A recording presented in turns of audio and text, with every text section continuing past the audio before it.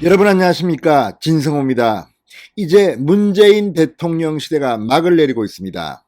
그런데 문재인 대통령은 퇴임을 앞두고 이런 생각도 해봐야 될 겁니다. 자신을 위해서 일하는 것처럼 행세를 하는 사람들이 사실은 문재인 대통령 본인을 떨어뜨리고 있다는 것을, 그 대표적인 사람이 탁현민 비서관이 아닌가 싶습니다. 자, 탁현민 비서관은 문재인 정권 초기에 이벤트 등을 통해서 문재인 대통령을 국민들에게 참 좋게 부각시켰다는 평가를 받기도 했습니다. 그렇지만 과거 이 문재인 대통령의 참모 중 이렇게 여성 비하 발언을 하고 했던 사람이 있었을까 싶을 정도입니다. 그럼에도 문재인 대통령은 참고 기용을 했습니다. 자, 문재인 대통령은 인권 대통령을 표방합니다. 그리고 페미 대통령을 표방합니다. 그렇지만 탁현민 비서관이 과거에 썼던 글 같은 걸 보면 어떻게 이런 사람을 문재인 대통령이 청와대에서 함께 일할 수 있나 싶습니다. 지금 민주당은 대선 패배 후 급하다 급해 그러면서 20대 중반의 여성 정치인 신인을 공동 비대위원장 당대표로 지금 선임했습니다. 박지원 씨입니다. 자, 성 문제에 대해서 그렇게 민감한 민주당의 박지원 대표는 탁현민 씨에 대해서는 어떻게 생각하는지 궁금합니다.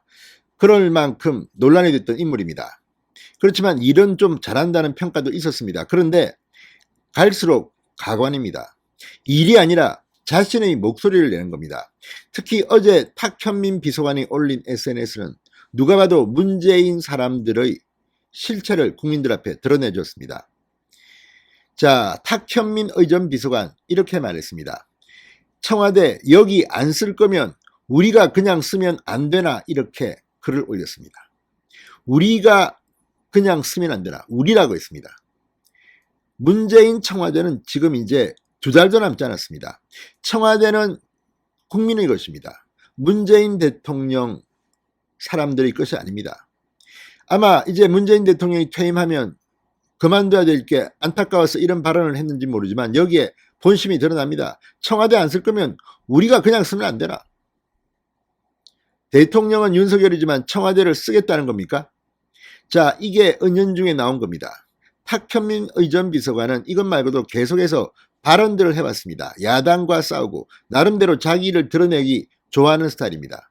그렇지만 청와대에서 일하는 비서관이 이렇게 자기 목소리를 내는 것은 넌센스입니다. 대통령의 사람들은 입이 없다는 말도 있습니다. 자, 여기에 대해서 어제 허은하 국민의힘 수석 대변인이 낸 논평이 정말 마음에 듭니다. 아주 전곡을 찔렀고 점잖게 탁현민을 참교육시킨 게 아닌가 싶습니다. 진성호의 융단 폭격 시작합니다. 탁현민 청와대 의전 비서관을 융단 폭격합니다. 방송에 앞서 아직 진성호 방송의 구독자가 아니신 분은 붉은색 구독 버튼 눌러주십시오. 더 좋은 방송으로 보답하겠습니다. 지금 윤석열 당선인의 인수위에 참여한 사람 또는 윤석열 당선인을 돕는 사람들은 정말 조심조심 살얼음판 같이 가야 합니다. 지금 인수위원 한 명 한 명이 내는 목소리, 이런 것들이 민주당으로부터 공격당하기 십상입니다. 자, 특히 이번 윤석열 당선인의 인사를 보니까 이번에 무슨 특보인가요? 아무튼 이도훈 제1기획 전 본부장이 합류했습니다. 이 사람은 제가 볼 때는 탁현민과는 비교가 안 되는 프로페셔널입니다. 평창 동계올림픽 개회식 폐막식을 실무적으로 지휘했던 그런 사람입니다. 잘 들어갔습니다. 이도훈 전 본부장은 아마 탁현민 씨와는 다를 겁니다.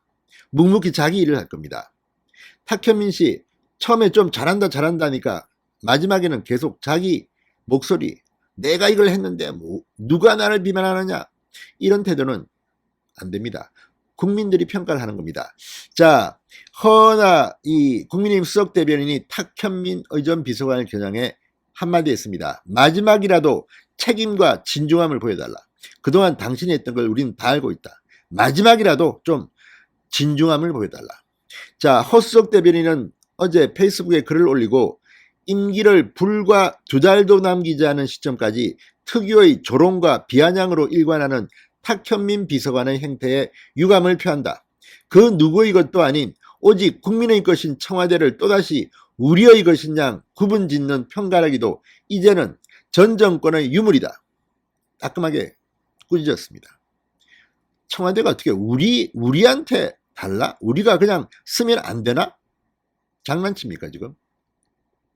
자, 그러면서 폐쇄적이었던 청와대를 국민께 돌려드리겠다는 당선인을 일본의 국민을 왕정시대의 시민으로 비유한 것은 대한민국 국민 모두에 대한 모욕이나 다름없다. 그렇다면 5년 전 광화문 시대를 열겠다던 문재인 대통령에게는 뭐라 말할 텐가? 문재인 대통령은 이 약속을 어겼습니다. 허 대변인은 그러면서 지금 청와대 참모진이 해야 할 일은 소셜미디어로 새 정부의 정책에 대해 왈가왈부하는 게 아니라 어떻게든 국민의 안전과 생명을 지키기 위한 코로나 대책에 총력을 기울이는 것이다. 부디 탁비서관의 인식이 청와대 참모진 모두의 것이 아니기를 바란다고 덧붙였습니다. 탁비서관이 뭐라고 썼을까요? 정말 이것 보면 정말 이 문재인 청와대 사람들의 전부는 아니겠지만 청와대는 우리 거라는 이런 고정관념이 있는 겁니까? 뭐 이해찬 전 대표가 20년 장기 집권, 50년 장기 집권 하니까 정말 그럴 줄 압니까? 자, 박근혜 전 대통령이 탄핵을 당했는데 5년 만에 정권을 빼앗았다는 것은 그만큼 문재인 청와대가 무능했다는 거 아니겠습니까?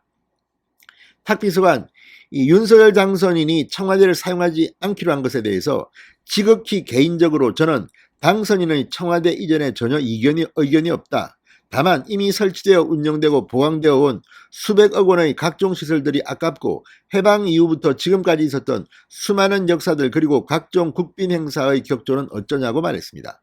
그러면서 여기서부터가 중요합니다. 일본이 창경궁을 동물원으로 만들었을 때도 시민들에게 돌려준다고 했었다.